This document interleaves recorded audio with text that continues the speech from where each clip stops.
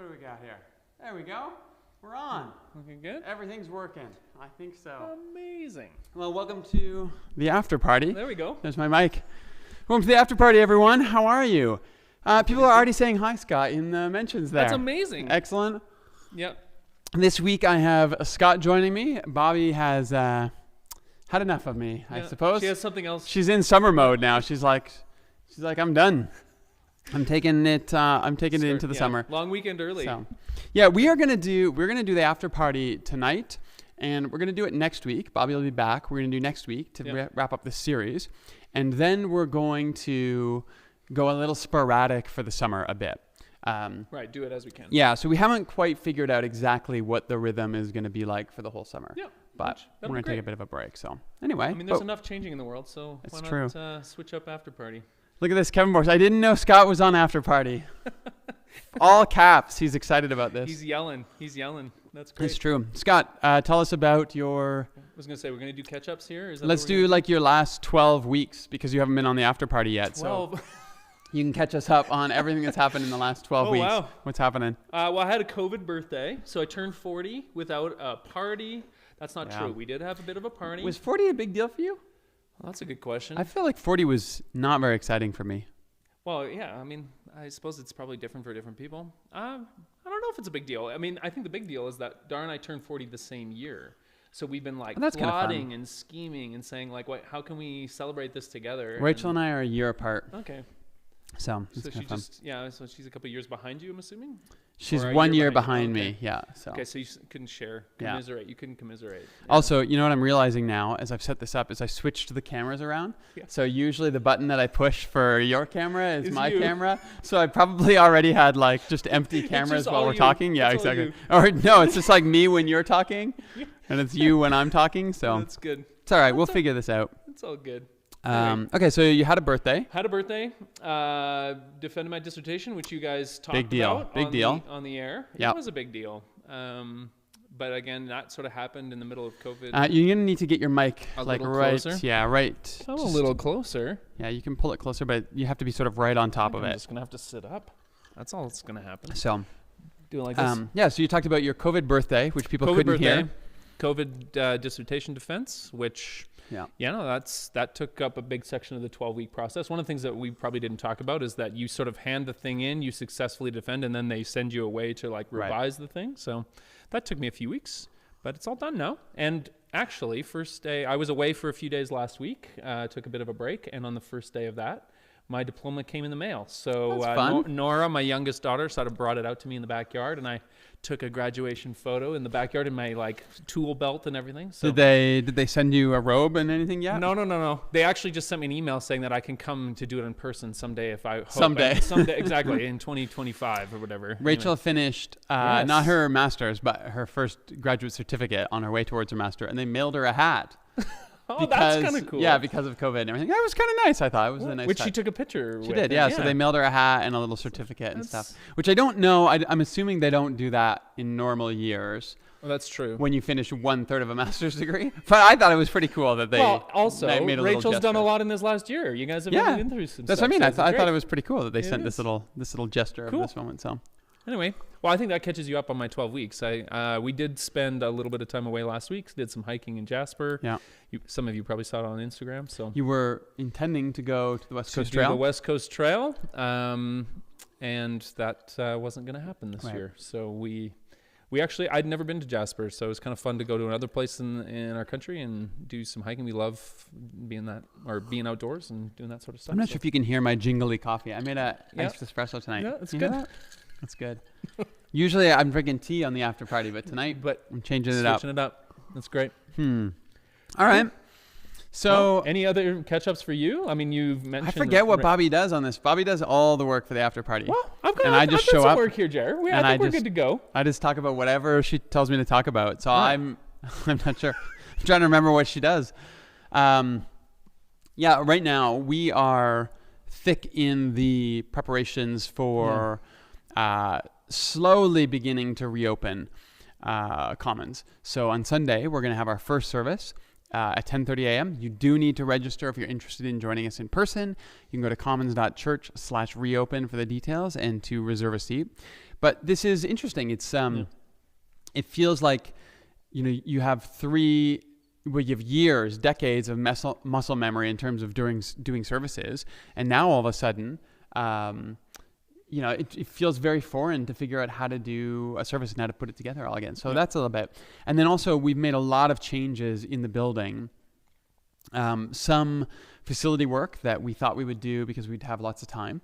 And then a lot of stuff that we're doing right now in terms of preparing to do in-person services and live streaming.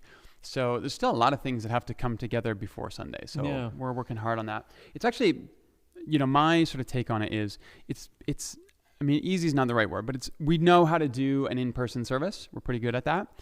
We learned quickly how to do a live stream service. Online. We got good at that.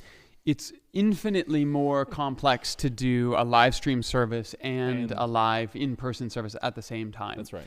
So there's just a lot of prep and a lot of, mainly it's just me in the attic crawling around, pulling new wires around, drilling holes throughout the building. It's true. That's a big part of it. But it's also exciting to sort of be looking at like this, the prospect of being in the room with people again. And that's part of what our job has always been. And now we've lost that for a few months. So we had an final staff meeting today running through just all the protocols. How's it going to work? And I think there's a lot of excitement about what that's going to be like. I think we all got into this job for that type of thing, not to be YouTubers. But also there's some trepidation in terms of what's it actually going to look like? How's it going to work? Have we actually thought of all the different, complexities that go into creating a service like this? So I feel good about it. You say that we don't really want to be YouTubers while we're sitting here on YouTube chatting. Yeah, it's true. So it's great. Very true. Hello, Andy. How are you? Oh, yeah, that's Kevin Borst with the sunglasses on there. I don't even know what that emoji means, but I use it a lot. It's super cool. Super cool. That's why I'm like, I like sunglasses. Yeah. You want to chat about anything else going on in the world? We got a national holiday tomorrow. National holiday? Yeah. I don't know. Is that a big deal for you coming from Ontario, being closer to the nation's capital? Ottawa is a big deal on Canada's Day. Yeah. I don't know. Are they doing fireworks tomorrow? So I actually just went and checked, and there's this virtual fireworks feature that they're going to have where you can take your phone and point it at the sky, and at 10 p.m. there will be like a virtual fireworks display on your phone. And I'm not sure how they're getting that to work, but that's just here in Calgary. And you just have to look towards Stampede grounds, or you have to tilt, where the Canada, are they on the Center Street Bridge? I think those. Yeah. Ones, yeah. Okay. Anyway, I just had gone to look it up, and I hadn't seen anything about that yet. So interesting. Now, from what I've heard, are they not doing real fireworks too? I think that's we actually were talking about it at a staff meeting today. I think that's maybe at Stampede grounds during the Stampede week. But gotcha. Anyway. Yeah, again, thinking for me, I was like booking meetings for tomorrow, and people are like, it's Canada Day. I'm working. Yeah. Well, I'll be here in the attic. What are you talking about? The point was I just totally sort of lost my frame of reference for that. It's never really been a big deal for us. Again, I don't live in the city where there's going to be 1 million people usually on the street. Clearly, there's not going to be that this year, but... hey, you don't know. Oh, that's true. People are excited, man. They want to get out of their homes. Canada Day masks. That'd be great. That's awesome. It's a compilation of previous year's fireworks, according to Kevin Borst. Okay, there we go. Oh, for Stampede, he's saying. Message retracted. What? Kevin Borst is giving us... They got bad breaking news, bad fake news from Kevin Borst on our YouTube channel. That's great. All right. That's good. Anything else going on in the world got your attention? I have no attention left for anything. I feel like the month... Kidding. Okay, so here, I'll just make mention then of the thing that grabbed my attention today. So there was this announcement... out of Hong Kong, where the Chinese government released their sort of new legislation surrounding law and sort of clamping down on some of the democratic movements that have been developing in Hong Kong for quite some time. And obviously because of some of the work that I've done and some of the people I've worked with, I sort of found that to be really, again, like you just said, like it feels like at a time where I can't possibly take on anything else, but that one kind of sideswiped me. Which is, again, we live in a world where everything's constantly changing, so I guess I shouldn't be surprised. But yeah, and this is about a month on the heels of the U.S. ending their special relationship with Hong Kong, which is, the U.S. administration has been talking tough about China all this time, but then essentially just gave China everything they wanted by ending they had a direct connection with Hong Kong, and they handed that all back over to China. Yeah. And now a month later, Yeah. China has come in with really strong legislation, things, clamping down. And I think one of the things that sort of really struck me today is the fact that there have been several youth movements, or young adults, people who've been sort of championing the cause of democratic movement in Hong Kong. And I think I read that four key people in those movements had like resigned and said, like, basically, if I don't quit doing this, I'm going to end up in jail for the rest of my life, presumably. Yeah. And so that's something that's really hard to see. And it's also something I think is these kinds of populist movements have often been. We often look to our neighbors to the south and say populism doesn't seem to bear the best things in the world. But some of what we've seen in China, or specifically in Hong Kong, has actually been profound. And it's kind of sad to see this sort of response to it. Anyways, I know that's, it's just something that grabbed my attention today in a world that's pretty crazy. Like you said, so hard to have attention left. Yeah. But I mean, it's, you joke about that, but it is important that we do kind of find ways to still have attention for things in the world. And not only that, I mean, still have attention for relationships and still have attention for, in terms of people we care about, like all these things. I mean, this is I think it's been one of the trying things of these last few months is there's so much going on. Yeah. And, you feel it personally because of the shutdown. I think people are anxious because of economics. Then there's Black Lives Matter. Then there's all this stuff piling on. I think it is difficult, but it is important that we take some time to say, okay, how do I maintain some bandwidth for what's happening in the world, maintain bandwidth for people I care about, right? Not kind of drift off into some of overwhelmed by this stuff. Yeah, and withdrawal. One of the things I'll add is I've had some conversations with people in our community actually over the last few months as we've been talking about that sense of being overwhelmed and I can't care about it all. And one of the things that sort of emerged in those conversations was this sense of, well, that's actually one of the roles of community, is to say, I can't possibly care as much about local politics as somebody else in our community, but I can entrust and I can use them as a way of staying connected, knowing that they, it's like day in, day out, they sort of carry that thing, while my attention is sort of maybe, geared towards some other things. To me, that's been one of the valuable things of continuing to be in community, continuing to share conversations about all that's going on in the world. I'm thankful for a community like ours where there's lots of people like that.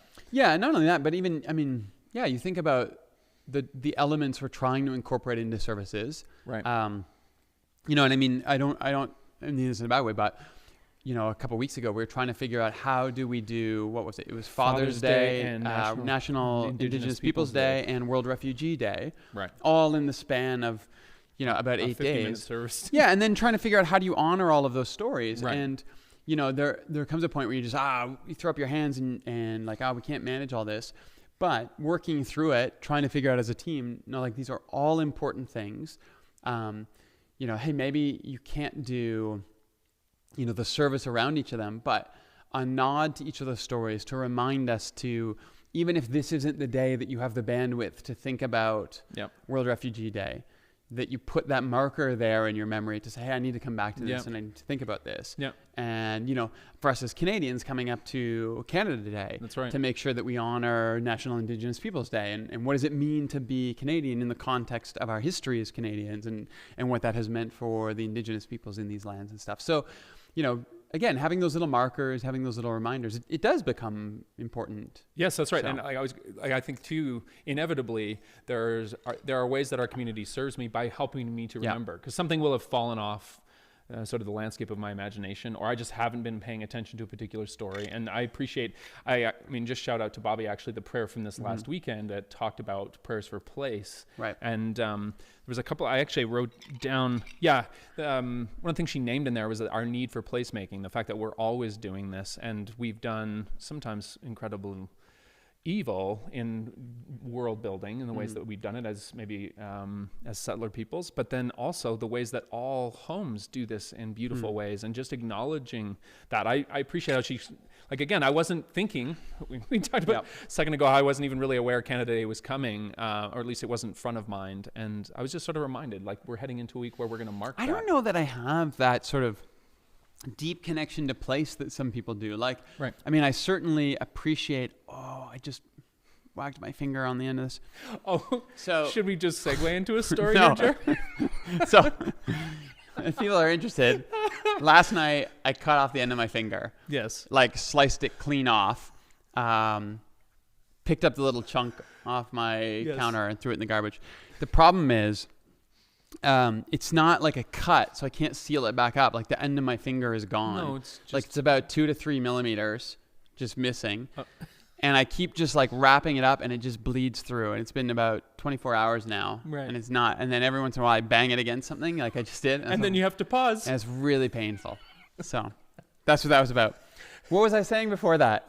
You know what? Now I can feel my heart just beating in my finger. Okay. So you don't have attachment to place that's not like your finger isn't directly in. Yeah. No, like I mean, I'm certainly grateful to live in Canada, but I don't know that I have this sort of deep connection to like the land and the space. I mean, part of it is maybe I grew up in Ontario. I lived in Saskatchewan for a bit. I was back in Ontario. Now I'm in Alberta. Yep. I love this city. I love, the things here. I love the mountains and stuff, but I don't have this like really rooted sense. And I think, I think it's different for different families. I think it's different, for settlers in some ways. But I mean, I have a sister in New York City, and I have a sister in Ontario, and I have parents, like all over the place. So, I've just never had the same like strong localized sense of identity. Yeah. Although that said, what's interesting about that is then my sense of church is very localized. Like I very much have a sense of this commons community being the expression of church that I'm interested in, not some sort of, generic or, broad sense of the church. Big like, C. I'm very interested in local expressions of church, which is what we're trying to do with Kensington Commons and Inglewood Commons and that type of thing. So it's this interesting dynamic where you don't have that personal sense. Geography, I don't have that kind of sense. Community, I very much have that sense, like in terms of church and what that means. Yeah. People are saying "dude" on here on my finger. I'm assuming that's for my finger, Andy. So I appreciate that. A sympathy post. Yeah. That's good. Thanks for coming through, Andy. That's great. So, yeah. If anybody, I'm probably grossing people out here, but if anybody has a solution on how you cap just an open wound like that. I'm going to stop talking about this because last night when I did it, I had to go lie down because it was so much blood and I just felt so queasy that I had to go lie down for a little bit. Just had to take a break. So I don't want to gross people out. Somebody just Google WebMD that. But if somebody knows, like, how do you stem the flow? Like, what do you do? Heavy gauze pad. That's all I've got. Yeah. And then wrap it. Your finger wrap should be 4 times as large. That's my idea. Yeah, maybe that's it. Anyway. All right. Well, let's come back because I actually think there was a segue there in what you were saying about your own sense of having a strong attachment to. Can we just then jump into this series? Yeah, let's do it. Because I sort of find it intriguing. We're in this series where we're talking about how do we feel it's really important to read the scriptures. And this is something that I think we kind of circle back around from time to time in our community because we sort of see that as being really important. And it actually predates me coming to Commons. It's something that I appreciate. We haven't done a series like this. Right. But this is language that comes up regularly for us throughout the year. That's right. Which I think is part of the reason I've enjoyed this series. It's because it's taking some of these foundational things that I weave through the teaching for years and now just and just naming it. Yeah, naming it. Like, this is how we're reading things. This is how we're thinking, that kind of thing. So but anyway, sorry, I interrupted you. No, let me just then pose the question to you. Why do you think that's really important for communities to do? Because one of the things I think is true is that lots of communities sort of have assumed hermeneutics. They sort of will teach for years and years and years without naming the founding or the fundamental principles by which they read the text. And I think it's really important. I'm grateful that we're trying to be as explicit. I mean, obviously we can't name every way we read the text. Obviously we read it differently as individuals who teach on the team. Right. But to say at the center of community, this is what we aspire to. And I'm just sort of curious, like, why do you think that's important? Or is that something that every community should be trying to do, trying to become honest about those things? It's an interesting question. I mean, I think you're very right in the sense that every church has a shared hermeneutic. Right. I think what often happens is not everyone in the room is reading with the same hermeneutic. Right. And we talked about this early in the series, but your hermeneutic is the way you create meaning out of something. It's not just your interpretation of something. Right. Like, your interpretation is, what you think this passage is saying to you. Your hermeneutic is where you derive meaning from. Yeah. It's broader than that. Yeah, and I think what happens in a lot of communities is there's an assumed hermeneutic that some people are operating from, and so that's the majority. And then people come in and they're operating under a different set of assumptions, and then it takes them time to sort of find their place, and then go, oh, you don't think the way that I do. And then they either have to change their way of thinking or they have to find another community that fits them better. I think what we've tried to do at Commons, even before this series, is to name some things in the journal. So the first week of the series, I read from the journal. That's right. And that was us saying, really, when we wrote that 2 years ago, I think. Yeah. The idea was, and I'll be blunt about this. I don't want to be mean about it. I'll be blunt about it. I don't want to waste people's time who were going to show up because they've heard of Commons or they've heard me preach sometime, but they really don't think this way. They're really looking for something that's, more conservative, more traditional. And then they're going to spend 3 months here. They're going to spend 6 months here listening. And then eventually they're going to bump up against something. They're like, you can't say that, or you can't think that way. Right. And then I'm going to have to explain, well, we've always thought that way. It's just you're recognizing now because it's pushing against sort of a touchy subject or an for assumption. You. Yeah. And so I think when we wrote that piece in the journal, it was about trying to save people from that experience. Like if you read that introduction in the journal and you're like, I don't resonate with that, then you know that it's not worth your time wasting 6 months here listening to sermons, because it's not a one-off piece. It's a core foundational idea of how we read the Bible and how we're thinking about things. So I really wrote that piece in the journal to try to save people time. Yeah, and be honest. And be honest up front. Yeah. So I think what happens in communities is there's an assumed hermeneutic, but they haven't really thought it through to the same extent. Right. And they're not really sure what's unique about the way they read the Bible or the way this community operates. Right. And so they're not able to articulate it. And then what happens is you have to spend a lot of time in that community to sort of survey the land and figure out where you are and get your basis under you. And I think what we're trying to do is bring that forward a little bit quicker. Now, there's two sides to that. There's the people for whom our way of thinking doesn't work and it's not helpful for. And I'm trying to save those people that experience. I'm trying to say, like, if this doesn't work for you, I'm not trying to convert you. Yeah. And I'm not trying to change your way of thinking.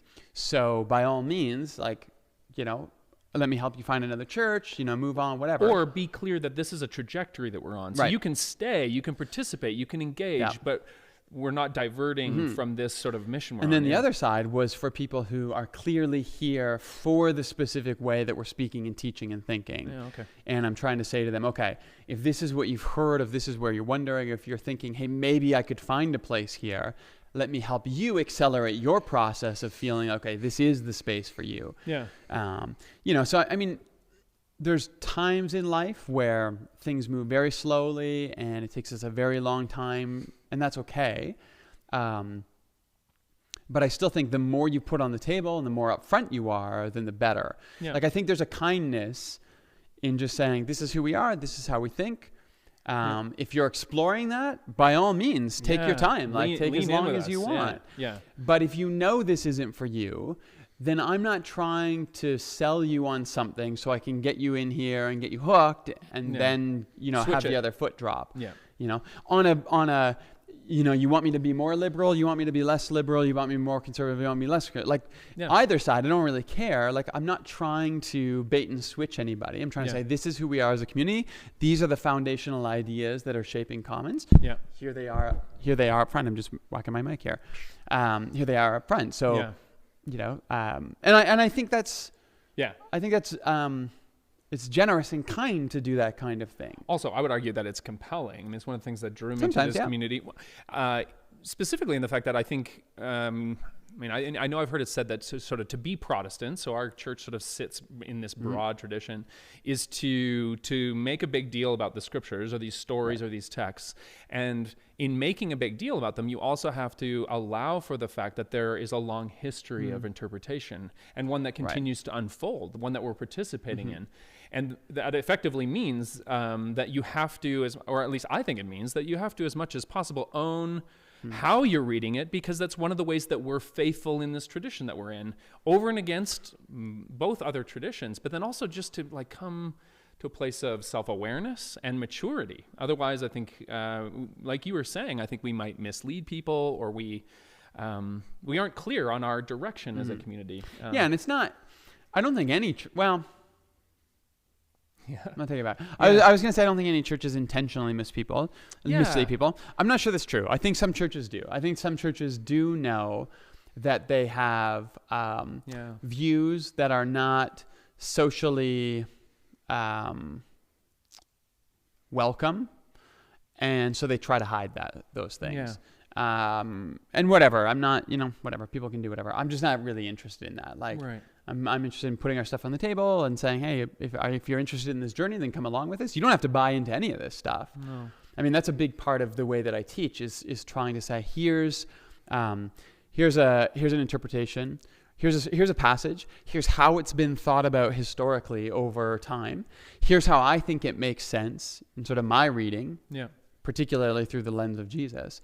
But I'm always trying to do that in an open-ended kind of way. Like, this is not what it means. This is not how it needs to be interpreted. Right. This is my best interpretation, reading through the lens of Jesus, of what I think this is all about. Right. You can take it or leave it, and you can take or leave Christianity. But let's have a conversation about what that means and how. That's right. Yeah. And at least acknowledges those facts. Right. Which, I mean, do you want to talk about this week then? Yeah, let's talk about this. We were talking a little bit because, I mean, poetry is one of those ones where, hermeneutics come into play in really significant ways as soon as you start talking about poetry, because there are people who will understand that the Psalms are poetry, but they will still, their hermeneutic doesn't allow them to read it as poetry. Right. They're still reading it as, well, the Psalm says this about God, therefore this thing about God is true. Right. And sometimes that's not what poetry means, right? Sometimes poetry is about saying the opposite thing. Sometimes poetry is about coming at things slant or coming through the backside, all these different ways. Right. The other thing that it sort of, I think if we're not careful, we end up, if we are going to interpret the Psalms that way, is where your theology is just purely didactic. So it's like straight lines. And I think part of what we were trying to get at with this particular sermon or this idea was that actually the Psalms, if you read them that way, they have this internal contradiction right at the heart of them. And I mean, because I think what some people get is, okay, it's a psalm, so there's metaphors. Right. Yep. So if it says God is a rock, I get it that God is not actually a rock. Therefore, I'm reading poetry. That's not reading poetry. That's acknowledging literary devices. Yeah, an image. Yeah. Poetry, like you were talking about on Sunday, is about acknowledging that, sometimes the most true things you can say about God are the opposite things, but they both represent something. And so those things have to be brought together. Yeah, you have to put them side by side. Right. Otherwise, you end up, again, with a theology that's it's built out of popsicle sticks. So they're all straight and they all kind of stick together. But if you sort of like rely on them, they're going to fail in the face of global pandemic or major existential crisis. I mean, for me, that's actually what the Psalms have become. I don't rely on them for like those one-off statements. Part of what I find in them is a place where all of my complexity, and not just my own, the complexity of like human experience, sort of time immemorial, is found in their naming of sometimes even the things that I can't name, the things that aren't my experience, the things that are either darker or brighter than my own sense of how to be human. That's kind of what I rely on them for. I said this, I think, in a conversation. Maybe it was actually in our Zoom lounge on Sunday night. I was like, I wouldn't be a follower of the way of Jesus if it were not for the Jewish poems and songs, because I went through a season of my life where I didn't see myself, nor did I see the true, like all of the issues that we see swirling around, like we were talking a second ago. I didn't see those named in as concise ways or in ways that felt as honest as I did in the Jewish prayer book. So what's the difference between, in your mind, what's the difference between metaphor and simile and analogy and poetry? because this is what I think sometimes people miss about the Psalms, is they get literary device. Right. They don't get poetry. And I'm not sure I do either. Like, I'm not a poet, so, Yeah. but I'm interested in that. Like, what, if you had to say, what's the difference between, like, literary device and, yeah, I mean, that's actually, I think, I mean, maybe my way at coming at it is to say, part of why I think poetry works for us as we try to build theology is that it doesn't ask us to do it with concrete structures. It doesn't ask us to do it with like a metaphor that is always going to mean a certain thing. Theology, or good poetry might be obscuring in the way that it talks about a thing in the world, but it's going to use language that gets you to stay with the words, that gets you to carry those words with you into the next moment, into the next day. It might even get you to carry words that you know don't make sense, but because maybe you know something of the author's story, maybe you know something of their tradition, you're going to take on some of the wisdom that those words carry without knowing what they were taught, without knowing what they were talking about, certainly without knowing what they were writing or when they like, scrawled those words on paper. And to me, that's actually maybe a truer image of what it means to build theology in the world. It's a more beautiful one, at the very least, I would argue. And I don't know if that gets to you, like the heart of your question, like what's the difference between those things? Because like, again, literary devices, again, people can fill a poem with literary device and it's not very good. Part of what I think what makes poetry meaningful is its capacity to strike and to capture. And that's one of the things I said on Sunday is that you really do, I find that when poetry is obscuring or difficult, generally what it requires of me is more time. right? And often what I've found is specifically with tons of modern poets is to go and read some of that person's story, like find some background. And then all of a sudden what comes into frame is something that I may not have seen in the metaphor. Sure enough, but like the power isn't in the metaphor. It's in this sort of way that they take words, they shape it. And then I'm thinking of, I think I referenced this on Sunday too, Gregory Orr, a modern American poet, who sort of talks about how poetry has this capacity to invite us to bring our metaphors, our similes, these word structures, these things that we use to try to describe our experiences of pain and sorrow and darkness and doubt. And poetry says, bring me those. I'll then take those words and I'll give you ordering principles with which to live. Like I'll turn that into something. And that's maybe what, and I don't know if you're sort of finding it convincing, because it's a bit of a hypothesis. That's even some of what my hypothesis was on Sunday. Like, if you don't know what to do with the Psalms, stop reading the Psalms and go read some modern African-American poetry of Black Lives Matter, for example, like which you can go and find. You can find people who are producing this. And I find that if you can take the time to sort of capture an image for what might be going on in those words, then if you were to go back to a text that was written, 1700 years ago, you might at the very least, you'd have a sense of the pathos that's like at the very core of it. It's not just an analogy of God as shepherd.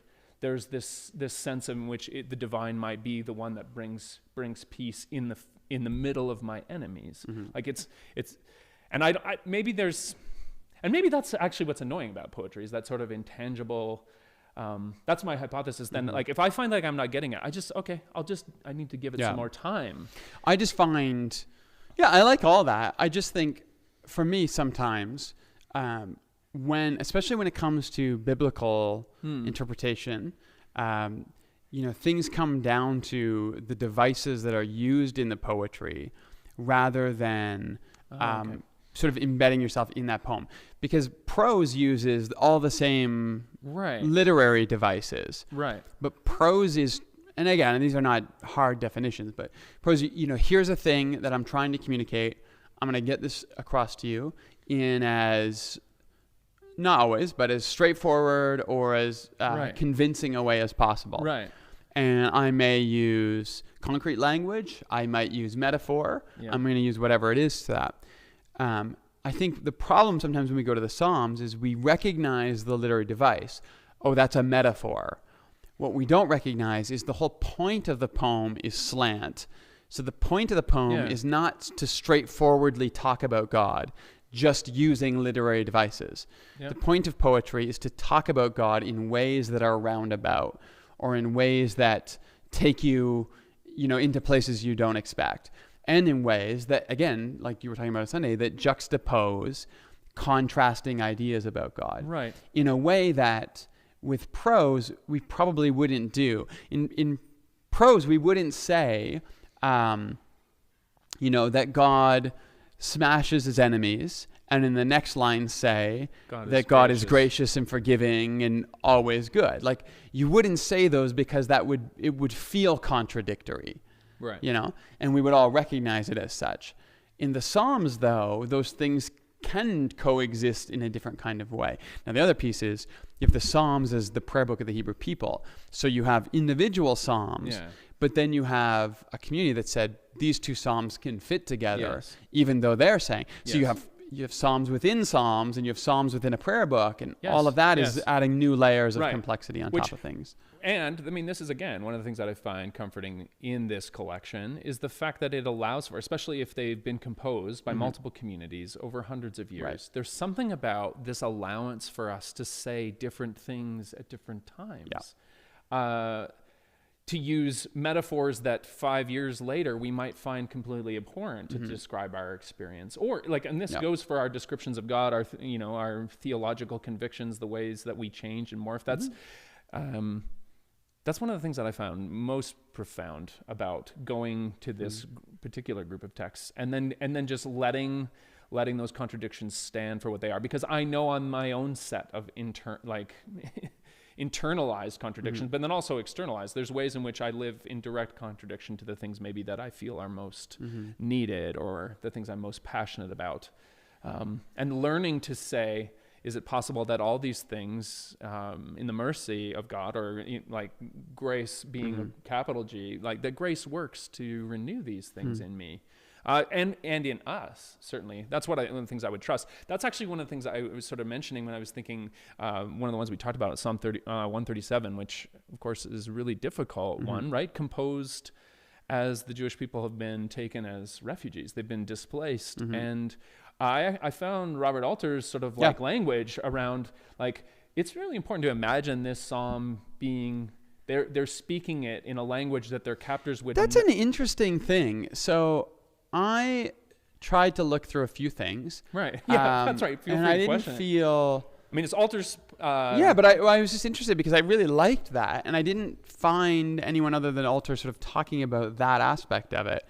So the idea that they're singing about the destruction of their enemies, happy are those who dash their enemies' babies on the rocks or something. Right. The setup for the psalm is, the Babylonians come and say, hey, sing us songs of your homeland. Yeah.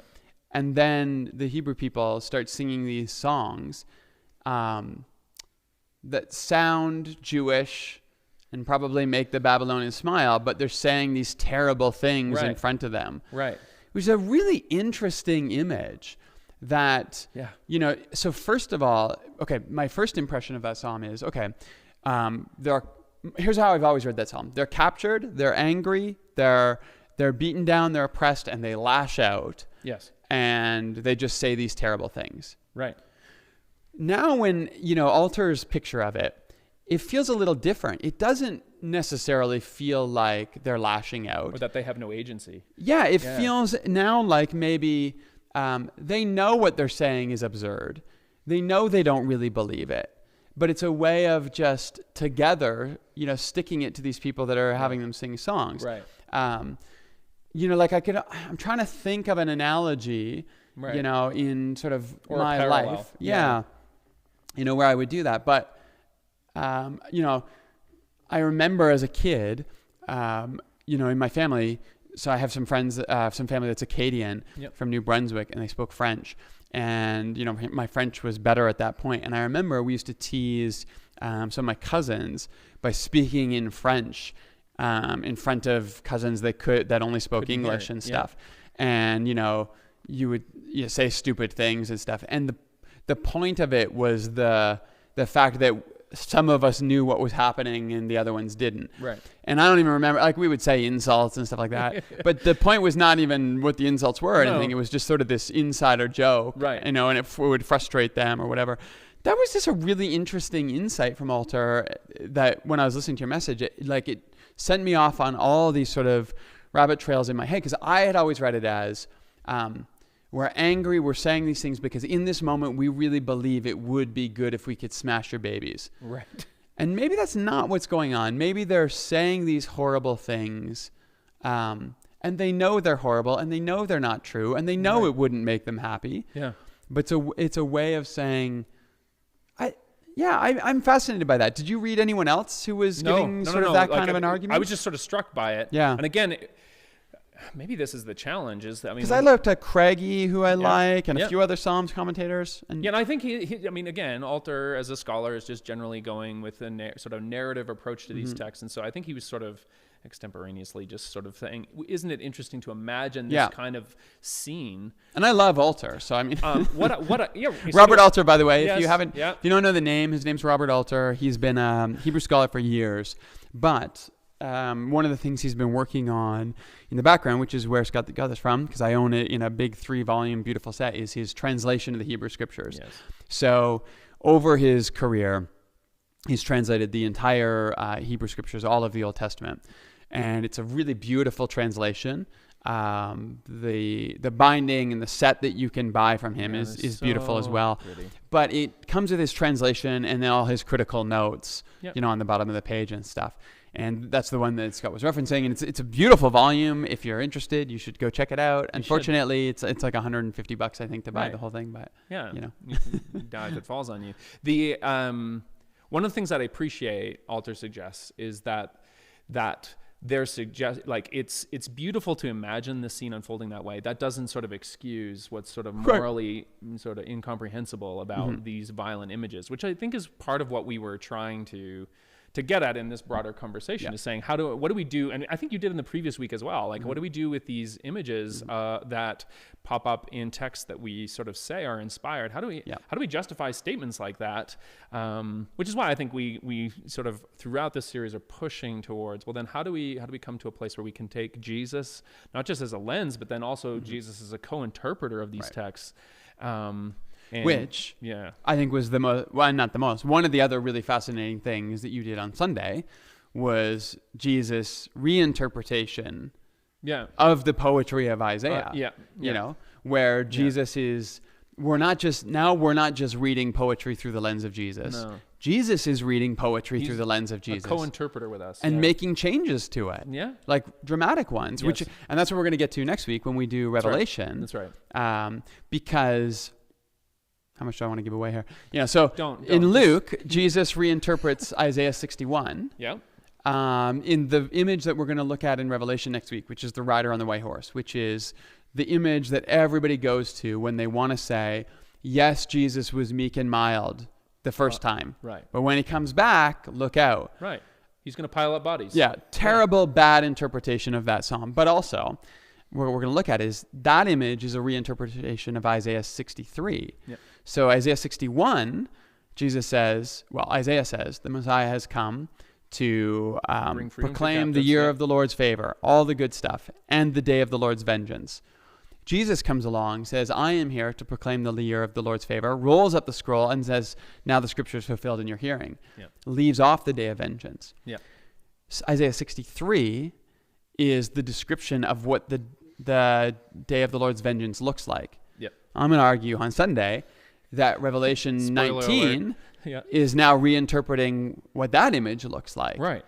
So there is this idea in Isaiah, and then Jesus, and then the writer of Revelation are both taking Isaiah and saying, tweaks and twists and pointing it in new directions. Yeah, offering new readings. So I'm interested in that. You brought it up. What does that mean to you in terms of not just Jesus as a lens to read through, but Jesus as someone who reinterprets for us? Yeah. I don't know. That's some of where I tried to go at the end of things on Sunday is I find like again, I pointed to Mark's gospel where like the only words that Mark gives Jesus in his dying moments are these sort of quotes, this riff on a Hebrew psalm. Right. And I really do think that if we put too thick a theological overlay on that passage, we miss. Is it possible Jesus said other things? Absolutely. And so this is the Jesus on the cross. Yeah, Jesus on the cross. And he quotes Psalm 20 and he says, "My God, why have you forsaken me?" And if you go and read the rest of that Psalm 20, it is not a meek and mild prayer. It's, right. I mean, the Hebrew actually reads, "Why are you not hearing my roaring words, the words I roar?" And I thought, well, it's just as easy to imagine Jesus continuing. Yeah. And to me, that's because the Psalm comes around. Yeah. Like in Psalm 20. Yeah, that's true. So there is an interpretation of Jesus on the cross that says that he gets to that place. He reads the whole thing. And this is tough. We can talk about this one. I think it's an interesting one. You do get this in the New Testament. You do see this in Hebrew literature a lot, where a line of a passage is the callback to the whole thing. Right. So the fact that Mark quotes Jesus saying the one line, it's not at all a stretch to say that's Mark saying Jesus quoted Psalm 20. That's right. Right? Like he's not going to waste his time writing out everything Jesus says. It's like a CF or something. Like it's like, here's the line. Now go look it up. Now let's get on with the story. Yeah, yeah. And that's a phenomenon that we understand. Right. And so that's one interpretation, that Jesus starts with that and he moves from the feeling of being alone to God rescuing him. Right. So that's one. Right. Which, quite honestly, I don't find particularly convincing. Fair enough. Yeah. To your earlier question, like, how do I come at this and seeing Jesus as like not just a reinterpreter of poetry, but then also a co-interpreter with us, looking at the poetry of our own lives and then trying to use words to sort of describe his own experience of it. I don't think it's plaintive or it's like it's not a worshipful moment. And I think that's the point I tried to make. I wasn't trying to say. I think I may use more provocative words than I intended. But really, at the point, I don't think this isn't God as sort of creative being and God as the incarnate Son talking to each other. This is a human being sounding the poetic language of every person ever caught by imperial power, any person ever falsely accused. To me, that's where, again, this is where I think Jesus is really helpful for us in how to read the poetry of our own lives, and then also the poetry of the scripture that seems to say, well, how can there be rejection and forlornness and then celebration in the same psalm? That makes no sense. Jesus says, oh, well, I've actually been through that. I want to come back to Andy's question here in a second. Yeah. I want to, because I think there's some interesting things we can talk about there. But yeah, so in those last words, you've got the idea that Jesus is actually reciting the whole thing. And it is a theological moment because he's starting with the feeling of being lost and he's landing on, the God rescuing moment. Right. So that's what Mark's doing. There's your interpretation, which is that this isn't really Jesus talking to God, so much as this is Jesus quoting a psalm, the same way that any of us might quote meaningful prayers and poetry in a moment of crisis. As a way of describing our experience. Exactly. Yeah. So it's not so much like a father-son moment as much as it is just a human quoting. Yeah. Yeah, and not even human in the sense of not divine, but that's not a person. Let's say it that way. Yeah. A person quoting words that have been meaningful and comforting and describing part of their life. Yeah. Yeah. The sort of, I don't know what the language would be. Like a reformed reading would be that this is actually expressing the dereliction. Right. So this is an actual, Jesus becoming sin and now being separated from God. Right. In some way. Yeah. I don't know how that works, and you still hold on to the Trinity or whatever, but see, and I find that to be a reduction of the poetry that's there. To take and draw a straight line from some words that were spoken, some analogy. How could God forsake anyone? That makes no sense. Right. To draw a straight line from that to some sort of theological premise seems reductionist to me. And reductionist maybe overly reductionist, because I understand how ideas develop and these kinds of things, but to me, the power of that passage is this. I mean, I think that's the language I used. I said, like, in this kind of poetry and in Jesus using this kind of poetry, there's an expression of God's solidarity with what it means to take on all of our experience. Yeah. And I don't need it to accomplish a theological straight line in order to be powerful and potent and meaningful. I totally get that. And I think if not completely, you're winning me over to that. I didn't start this as an argument. Yeah, I don't like that sort of reformed perspective that this is God turning God's back on Jesus because of, Jesus taking on the sin, or God pours God's wrath out on Jesus and therefore can't look at him and forsakes him. I've always been very partial to Moltmann's interpretation of this, which I think is quite beautiful and strangely poetic in the way that it captures something that doesn't really make a lot of sense either. Yeah. But I'm quite drawn to the way that you're speaking about it now, that the beauty of this moment is not theological. Yeah, it's not a straight line. As much as it is, an expression of something human. Now, Moltmann, and what I like about what he says there is he talks about this point that all of us feel.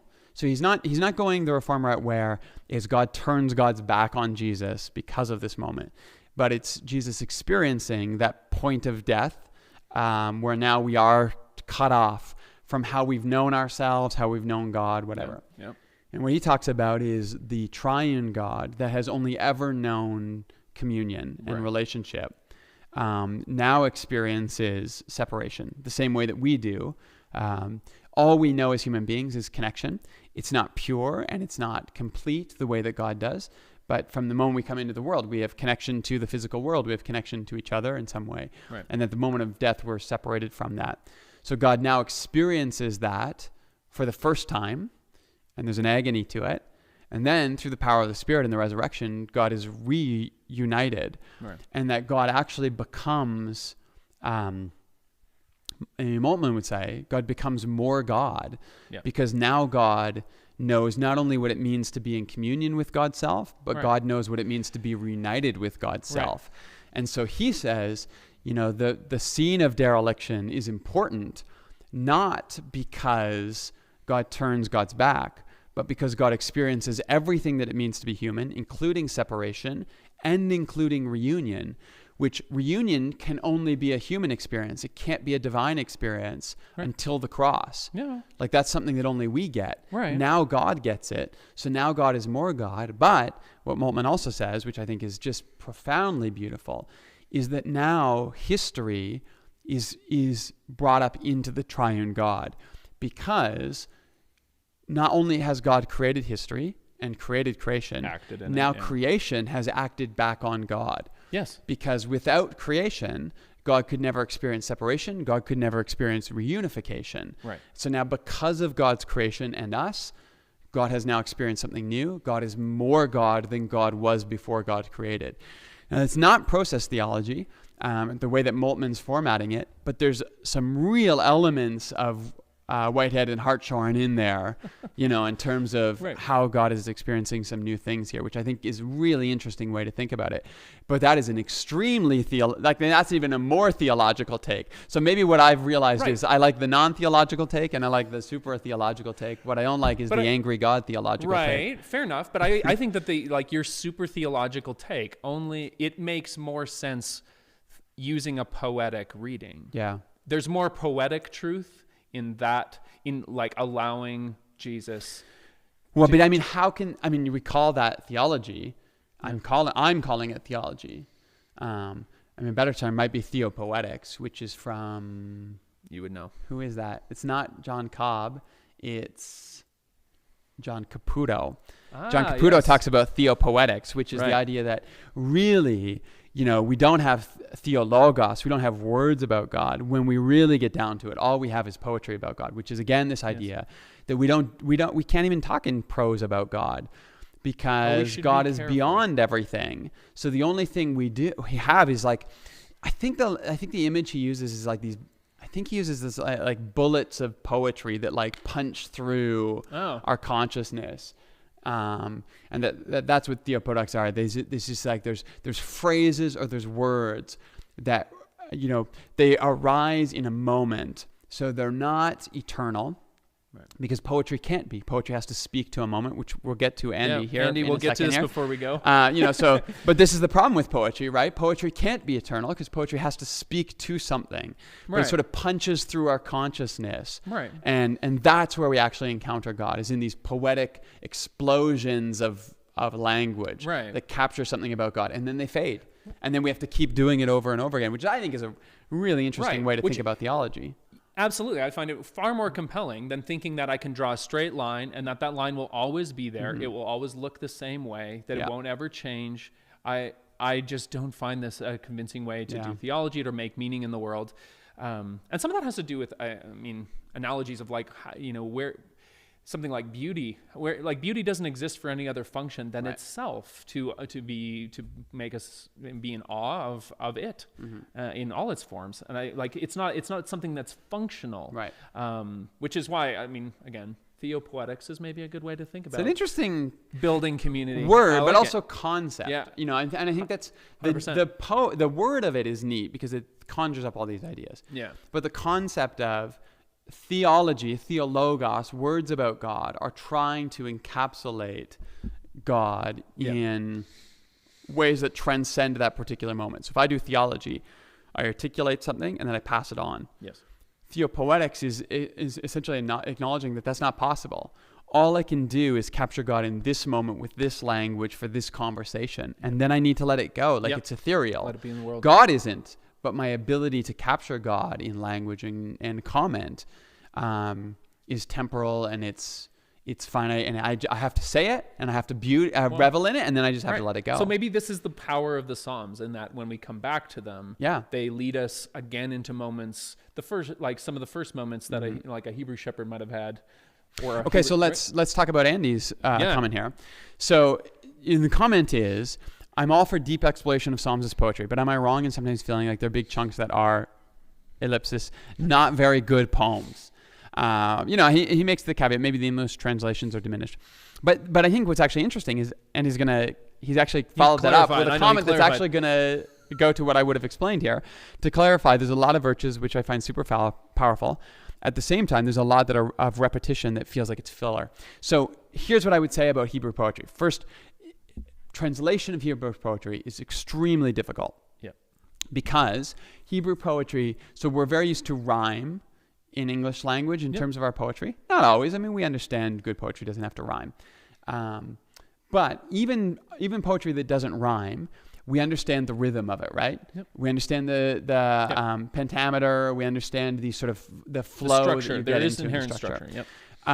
That is incredibly hard to translate. Hebrew poetry doesn't have rhyme. It does have a lot of alliteration, and has a lot of language sounds that get repeated. So a line will use similar sounds throughout. It doesn't end on the same rhyming structure. Right. Like in English, we don't care what we say until we get to the end. And we don't care what we say until we get to the next thing that rhymes with the end. Right. Hebrew poetry, the whole line will use similar sounds throughout it.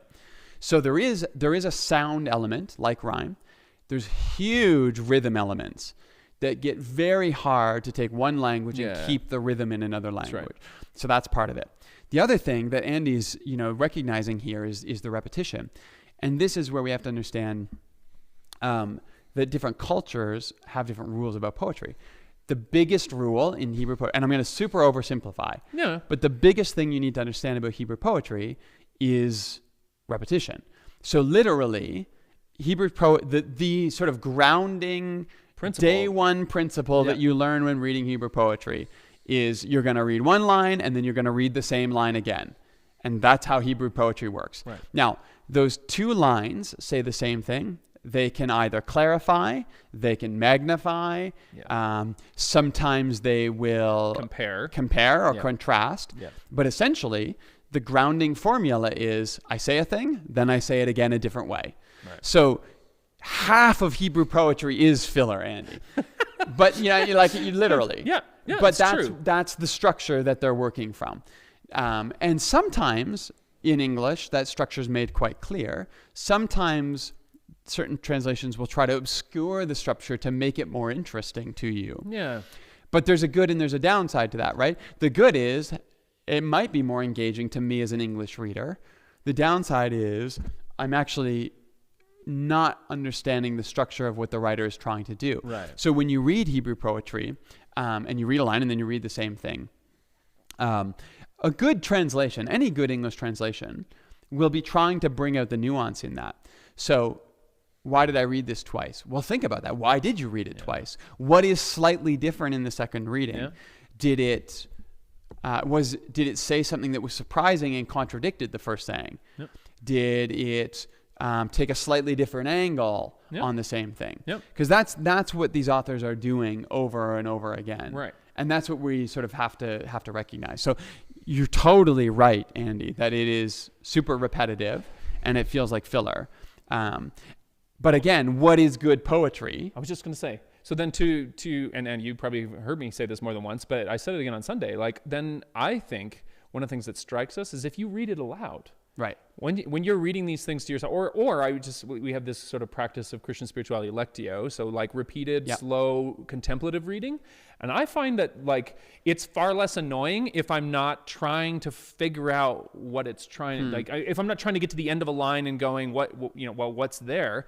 Instead, enunciate, say the words. And as you do, anytime when, I do this often with my youngest daughter, I'll say, Nora, I'll tell her that I love her, and she appears to be distracted a lot of the time. So then I'll say, Nora, don't forget, and I'll say it again, and it's that sort of second come around that always gets her. And I think that's actually, again, maybe what can help us with, again, I just sort of suggested, well, just read it aloud. It doesn't mean we get rid of the filler, but I think we might find that we read it differently, less trying to operationalize and get to the bottom of what the poet's getting at. Just say it again. Yeah. Say for the people in the back. Say it again. Now, again, we've already plugged this a few times, but Alter's translation. I mean, I think he does one of the best jobs of keeping rhythm in his translation. Yeah, he does. So now the rhythms don't always feel supernatural to us, right? We're used to, there's certain rhythms that we're very used to. And there's certain things that I understand even in my teaching, there's rhythms that I use. I use triplets a lot when I describe things. Right. I like to say this and this and this and this and this or this, and I like to do 3 because there's just a nice rhythm for it. It's magical. Speakers. Yeah. But so some of them don't. You have to read a few times, but he's working really hard to find language that keeps rhythm, and there's myriad points where he's finding ways to keep again not rhymes but same sounding vowel structures throughout a line. And I just find the amount of creativity that he's put. Personally, I love all of Alter's translation. I really like Golden Gaze translation for Old Testament. If people are looking for idiosyncratic translations of the Old Testament, first of all, everyone should get David Bentley Hart's translation of the New Testament. Yes. So check that one out. Golden Gaze translation of the Old Testament. But for the Psalms in particular, Alter, I think, does a really good job. And the prophets, really. But the prophets and the Psalms, I think Alter just does a fantastic job. I used it a lot. Did we do Psalms last summer? Yeah.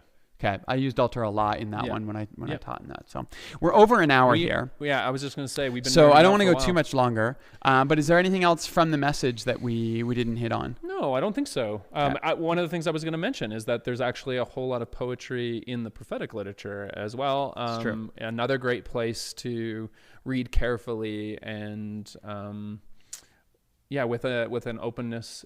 Honestly, I think this is one of the reasons why people stay away from that literature in the middle of the scriptures is because there's a lot of poetic, it's a lot of use for figurative language and then language with layers. And often if we don't take care, we'll miss it. So I'm quite content. It's been great. Well, we're going to be back. So, the one big thing you did at the end of the message was Isaiah 61, how Jesus reinterprets that in right. Luke 4.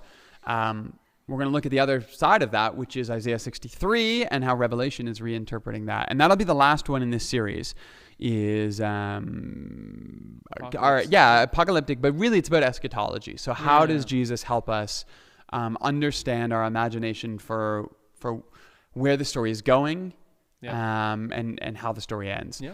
And then we'll start our new summer series after that. So it's going to be great. Yeah, it'll be going. Okay. Thanks, everyone. Appreciate your time tonight. Yeah. And thanks for the comments in there. One here. Let's see. Oh, wait. It also reminded me of something that made me laugh, how Psalm 139 is so great for kid verses esteem, but then it gets super awkward. It does. Absolutely. Oh, that's There's some so beautiful, I mean, everybody knows Psalm 139 for You the were I am fearfully and wonderfully made, wonderfully knit together in my mother's womb. Yeah. And then it goes dark. Yeah. So. Thanks for that, Laura. Yeah, thank you. Have a great week, everyone. Cheers, We will everybody. see you on Sunday. By the way, if you're interested in joining us in person on Sunday, we have one service, 10:30 a.m. We're dipping our toes back in, but you do need to register, so head to commons.church. Right on the front page, there's a button to register for services, or you can go to Reopen, commons.church/reopen to read all of the details for the plan. And so this is the first week. We're going to be really cautious. We're going to go really slowly, but slowly begin to reopen again. Of course, the live stream is now a permanent part of what we're doing at Commons. So that is going to stay. And we know that everyone is going to have different comfort levels in terms of returning. Right. So take your time. By all means, do not rush back. We'll be here on Sunday online as well. Awesome. So have a great week. Thanks, Peace. everyone.